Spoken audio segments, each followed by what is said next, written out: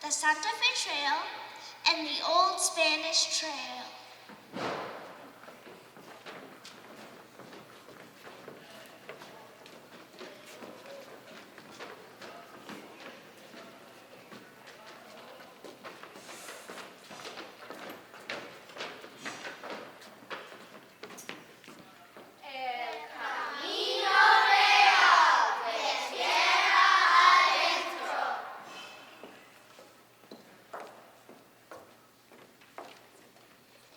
El Camino Real de Tierra Adentro is one of the oldest roads in North America. At one time, it was the longest road in North America. It was a north-south trade route that was about 1,500 miles long between Mexico City and was now known as northern New Mexico. The parajes were stopping places along the way. These official campsites were usually 10 to 15 miles apart and had water and fodder for the travelers' animals. This road was actually based on a network of ancient trails that enabled native people from the north to communicate and trade with other natives farther south. This route later came to be called El Camino Real de Tierra Adentro, the Royal Road of Interior Lands. It belonged to the King of Spain. This trail was responsible not only for trade along its routes, but for much other cultural exchange. This road was something like braided roots. It was originally the way from Mexico City to Santa Barbara in southern Chihuahua. Later, it became longer. The journey to Santa Fe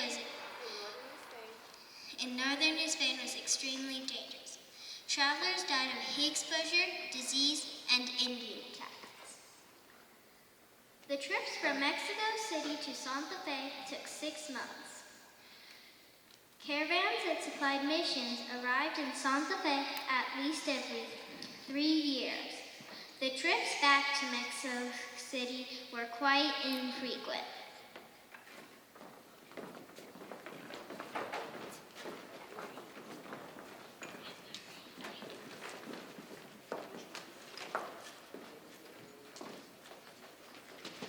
I am Don Juan de Oñate. My father was from a Spanish Basque family and my mother was from southern Spain. We are quite wealthy and own many silver mines in Zacatecas. I made El Camino Real longer in 1598 when I brought the colonists all the way to the new Spanish settlement by Oque e Wingue Pueblo. I brought around 400 colonists that year.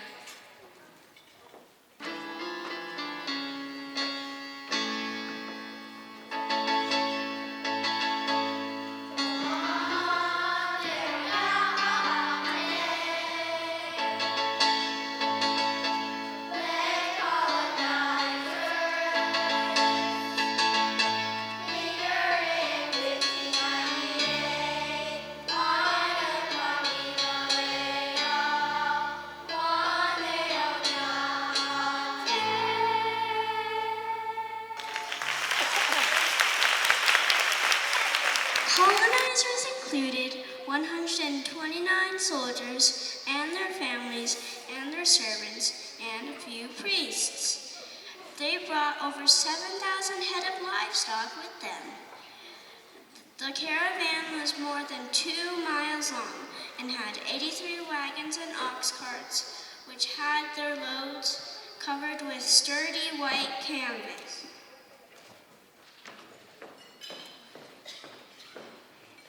The colonizers brought their Christian faith and introduced Christianity to the area for the first time. This was the first European settlement in the continental United States. The year was 1598, 9 years before the founding of Jamestown Colony in 1607, and 22 years before the Pilgrims arrived at Plymouth Rock in 1620. The trail was especially difficult when they passed through the Jornada de Muertos, a 100-mile stretch with little or no water for the travelers and animals. El Camino Real was a very difficult road to travel.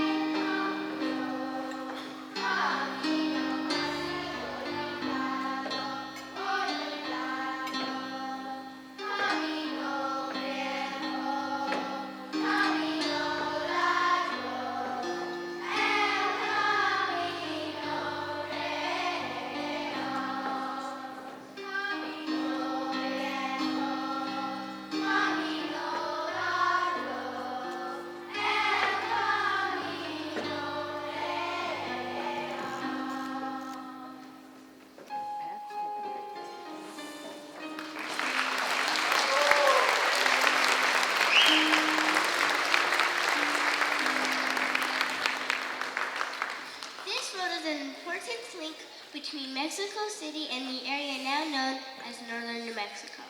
Many new things brought by the Spanish settlers had never been seen before by the American Indians. These were such things as new animals, new plants, new tools, and even new technologies. The Spanish introduced the chili pepper to New Mexico.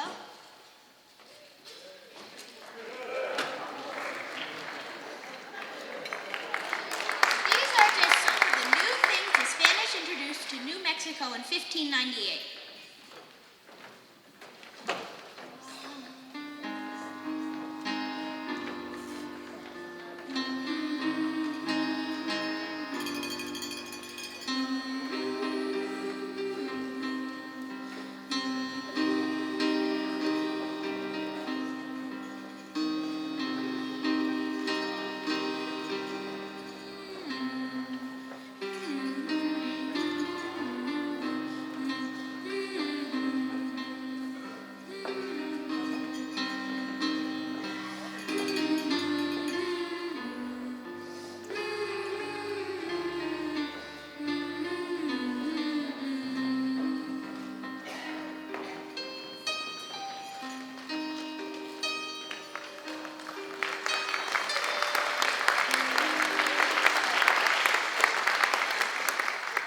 This trail was responsible for a lot of change in the way of life for all the places it went through.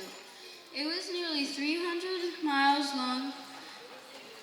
It was in use for almost 300 years and until the railroads replaced the need for wagon routes.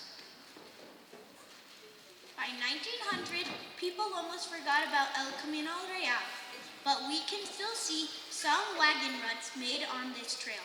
Now today, there are people who like to study its history.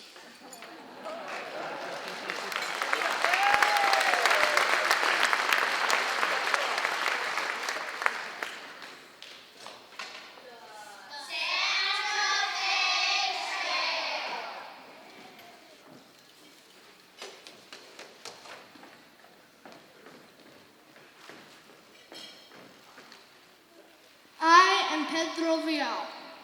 I was an explorer born in France. But I came and blazed trails for Spain. One of them was a trail from Santa Fe to St. Louis. I accomplished this in 1792. Later, someone else came and traveled on this same trail, going the opposite direction, east to west. He became very famous. He was William Becknell.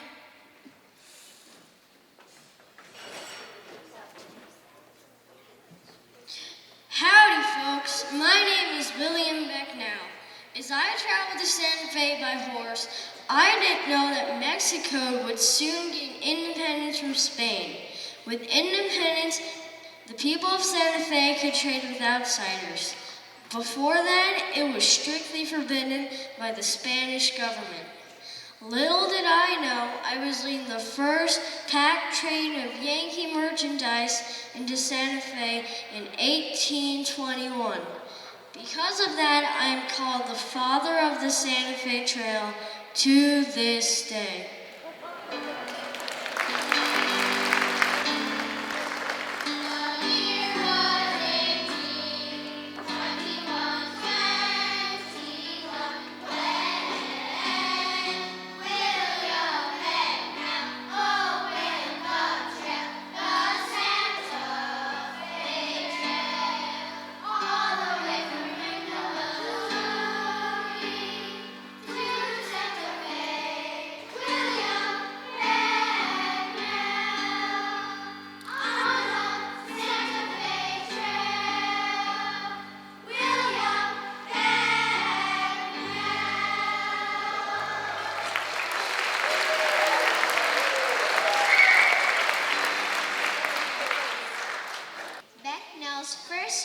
Santa Fe Trail were with a few men and some pack mules. They left Franklin, Missouri and headed west on September 1st, 1821. They arrived in Santa Fe on November 16th. They had traveled about 1,000 miles in just 77 days. Some New Mexicans welcomed people from the United States because they were eager to trade with them. They were interested in acquiring goods that they did not have.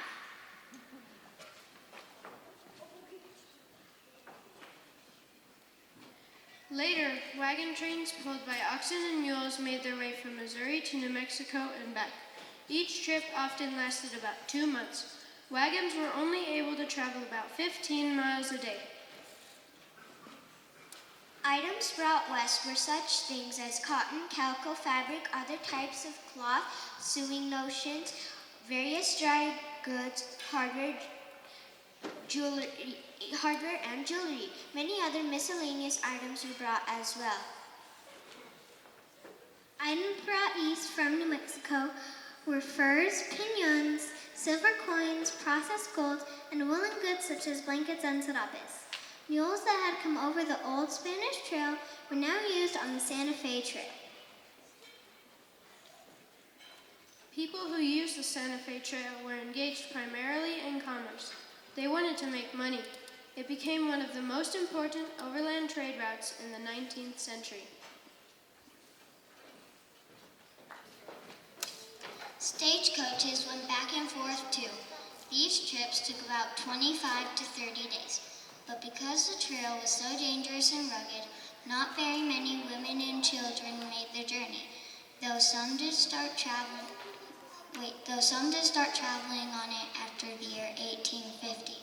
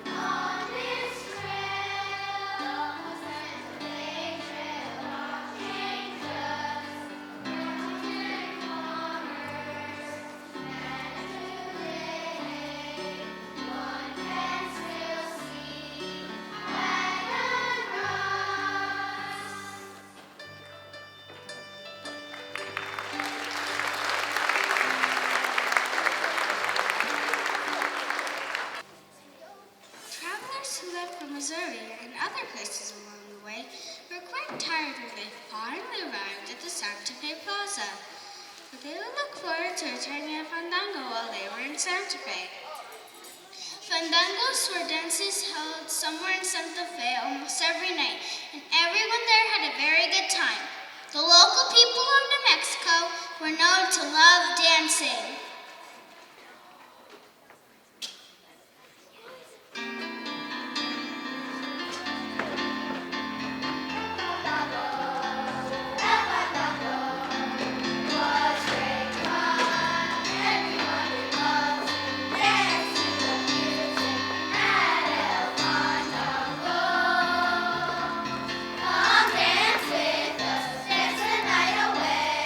People would say,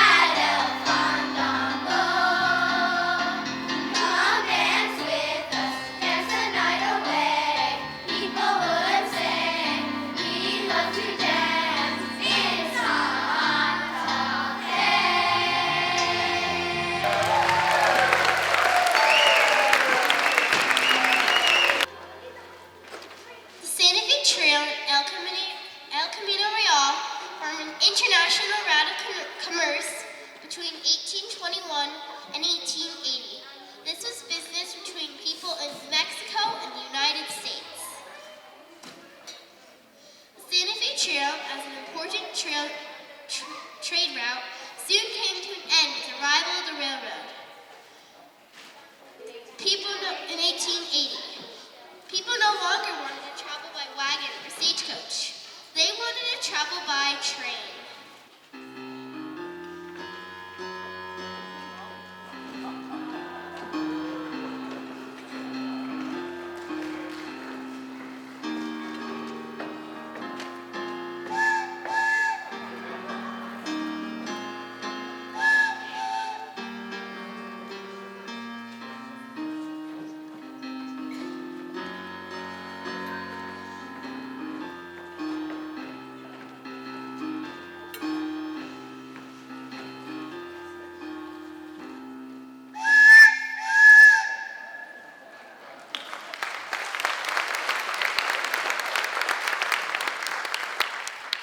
This truly was the end of an era.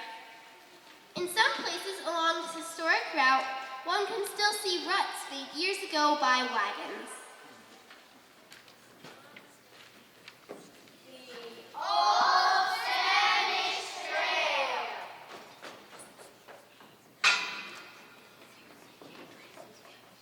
The Santa Fe Trail had been open since 1821. About 8 years later, in 1829, a young merchant named Antonio Armijo decided to do something no one had ever done before. He wanted to take goods from Santa Fe to California for trading. He used the trail originally used by many different American Indian tribes of the Southwest. I did prove that riding from New Mexico and back to Southern California could be a profitable business. I am Antonio Armijo. I get all the credit for pioneering Mexican trade on the old Spanish Trail.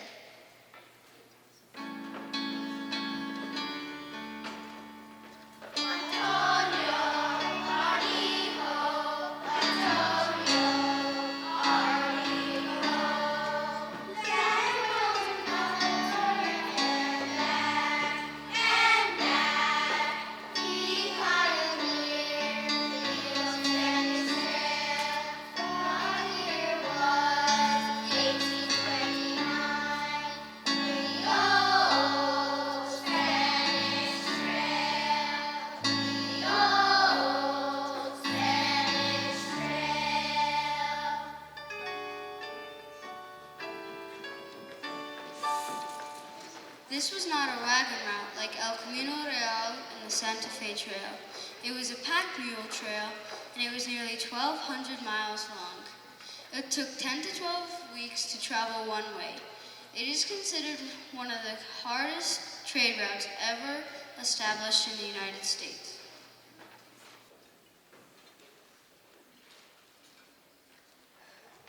Other traders came after me and traded merchandise made in New Mexico, especially blankets and serapes. California had an abundance of mules and horses, and people from California were very happy to trade these animals for woolen goods. A common price was 1 horse or mule for 2 blankets. Most pack trains left in the fall and returned in the spring. This was because most rivers were low at that time and easier to ford with heavily packed animals.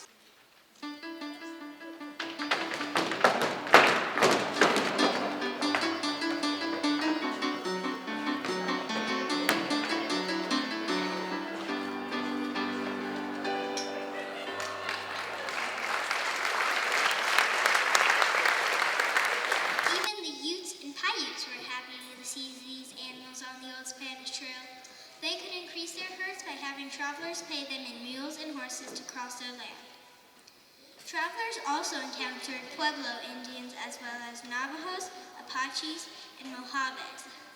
3/4 of the old Spanish Trail went through Indian land. Thousands of these animals were traded as far away as St. Louis or Chihuahua. The horse and mule trade certainly helped with the settling of the West because many necessary animals were provided to do so. Yes, mules and horses were a very important part of the activity on the old Spanish trip.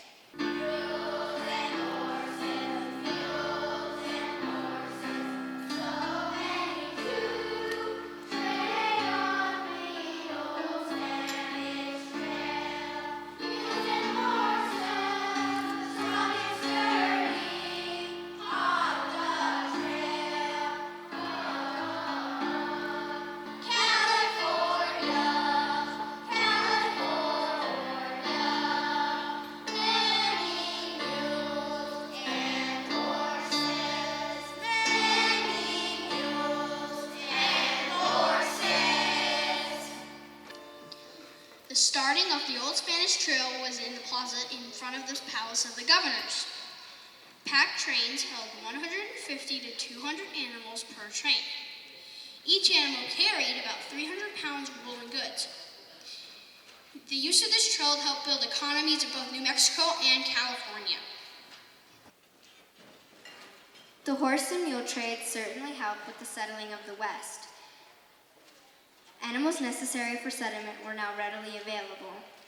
The Old Spanish Trail was also important to Colorado, Arizona, Utah, Nevada, and even Oregon. The Old Spanish Trail was used the most between 1829 and 1848.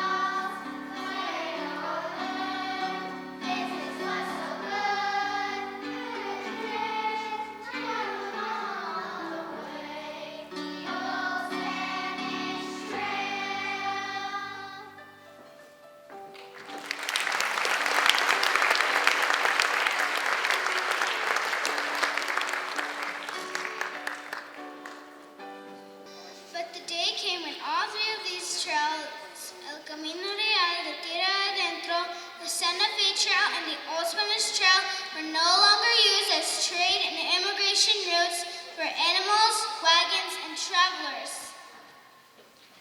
The modern era arrived and brought the railroad, automobiles, and airplanes. But these three trails had changed life forever along their routes. We shall never forget the importance of their history. El Camino Real de Tierra Adentro, the Santa Fe Trail, the Old Spanish Trail.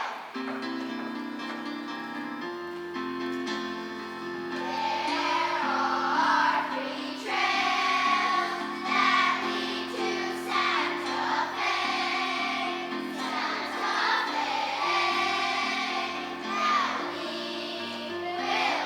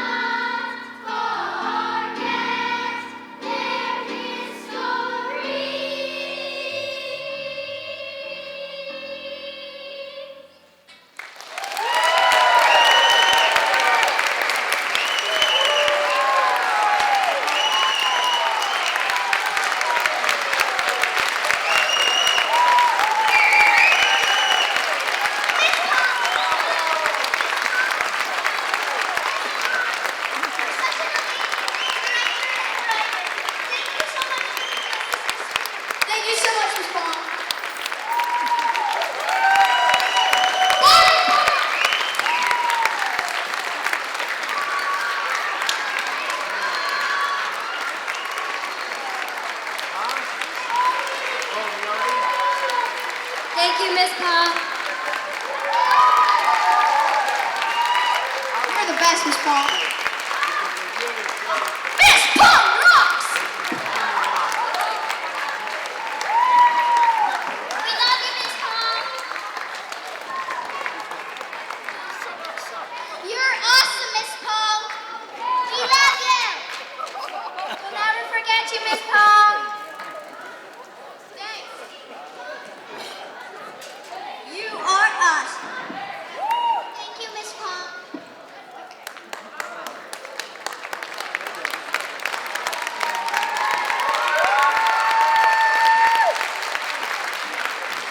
Thank you. And thank you, kids. Thank you, kids. We've been working on this show really since May, and it was a little rough because summer came and people had places to go. And they are such a wonderful bunch of kids, and I have a wonderful group of parents behind me. I don't have a classroom of children anymore that I can have in my class day to day and be able to practice with them on the spur of the moment or in assigned times. So it was kind of hard getting together to practice. So you kids pulled it off. You did great.